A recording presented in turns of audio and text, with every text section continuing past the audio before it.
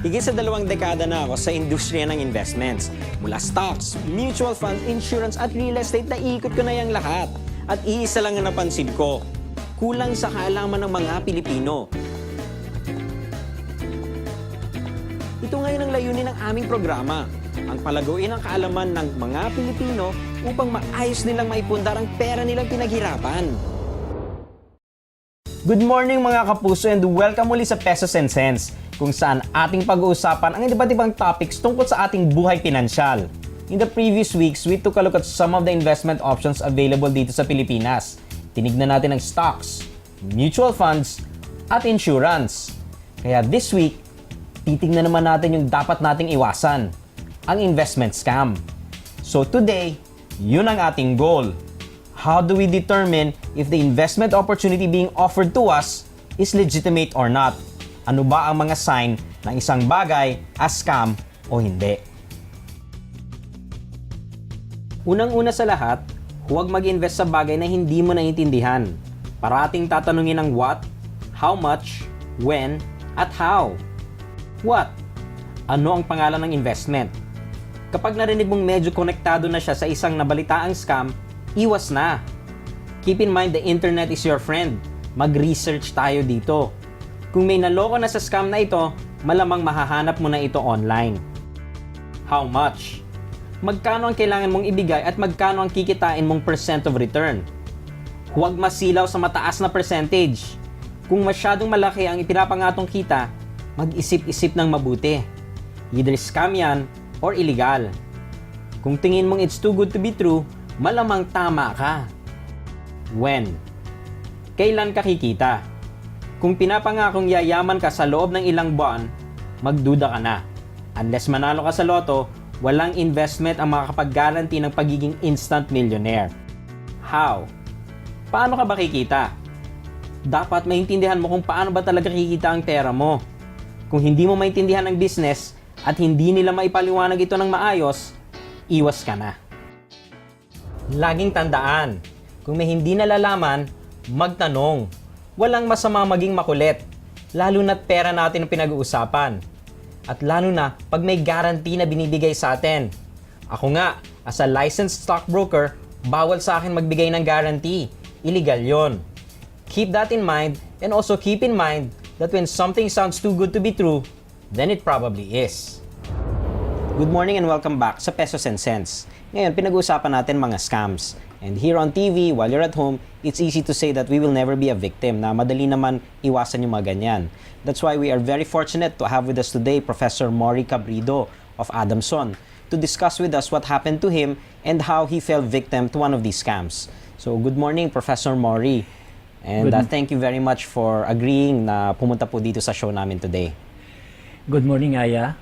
Kinagagalak ko na maging guest ninyo at makatulong sa mga kababayan natin na sana hindi maulit ang nangyari sa akin. Ngayon, bago kami magpatuloy, just in case nagtataka kayo, hindi po namin pwede banggitin yung pangalan mismo ng kumpanya dahil meron pa pong kasong nililitis ngayon. So we are prohibited from mentioning by name. But in spite of that, I think that the scheme and the promises that were made are very, very similar. So, saan po ba nanggaling yung pinasok nyo? Galing ba ito sa sweldo nyo? Well, ang pinakamalaking bahagi ay yung buong retirement ko sapagkat nung ibigay nila sa akin buo na ibigay. Yung aking pension plan na fully paid ay kinuha ko ang cash value niya at ipinasok din. Nilipat nyo din dito? Yes. At saka yung total ng contribution ko sa pag-ibig nung ako'y mag-retire ay nakuha yun at ipinasok ko rin. Plus yung kaunting savings ko. So basically, would it be fair to say na halos kumaga lahat na talaga ng pera nyo pinasok nyo na talaga dyan? Totoo yan, totoo yan. Were you actively looking for a place to put your upcoming retirement money? I'm not used to holding money. I was ignorant to investments until may isang bisita sa club namin na nagbigay ng isang talk. He gave a talk, educational talk. Ang title niya, Let Your Money Work For You.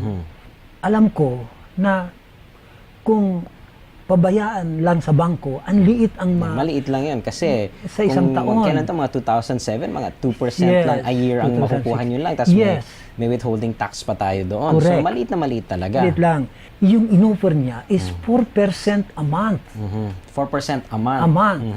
So nakakainganyo. Ang ginawa ko, pinuntahan ko yung opisina ng company nila at tiningnan ko. Pinakita sa akin paano ginagawa ano nila kung ano yung system nila. Yung system, yung scheme na paano kikita ng ganon. Ang pinangako po sa inyo is 4% a month Oo. and compared dun sa 2% a year, A year, na yes. makukuha nyo, ang laki no? Kasi parang sa isang buwan pa lang, halos 2 taon na yung kikitain ng Yes. pera nyo kung iiwan nyo lang sa bangko. Sa 2 taon, sa totoo lang, maduduble yung pera.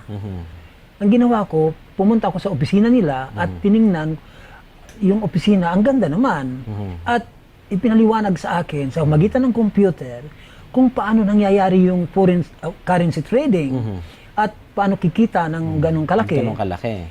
At ako yung napaniwala. Mayroon siyang scheme na ipinakita sa akin paano lalaki yung pera. 4% monthly kung paano lumaki yung pera month by month.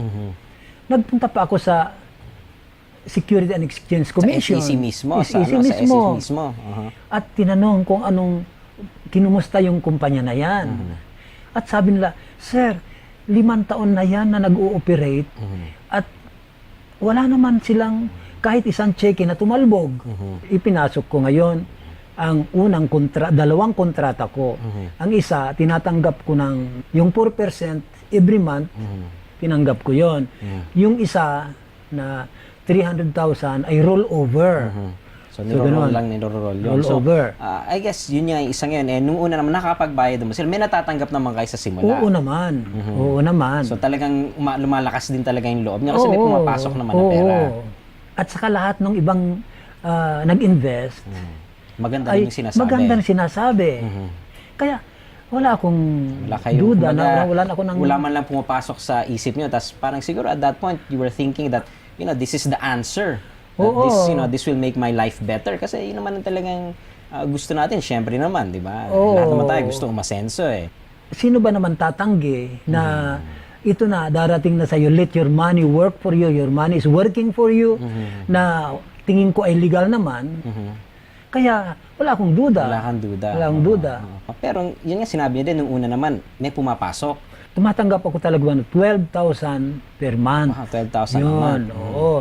So yun ay naidadagdag sa aking pang-araw-araw na gastusin, bayad sa mga kaya ng pag-upa, kung ano-ano. So medyo gumanda ng kaunti yung buhay. Pero yung balance, yung isa pa, yun yung parang umiikot ng Yung umiikot, nagro-roll over yun. Tapos Yung pinapakita naman sa inyo na every month, supposedly, lumalaki yung yes, nakatabi nyo. Kaya nga nanlalaban ako na at pinagdidiinan na ito ay scam sapagkat sa totoo lang, nabalitaan ko na ang talagang original na permit nila pala, ang business nila, ay hindi naman pala foreign currency trading, kundi second-hand car trading. Parang ang layo naman talaga. Ang layo naman talaga. So magandang usapan natin today at mahaba-haba pa yan. Pero break muna tayo, kaya dyan lang kayo, magbabalik ang Pesos and Cents. Talagang sakit noon dahil first time na nagkaroon ako ng perang ganun tapos nawala pa.